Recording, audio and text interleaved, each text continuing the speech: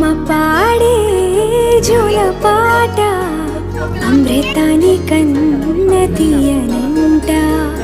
అమ్మ పాడే లాలి పాట తేనెలూరి పారే ఏరునంట.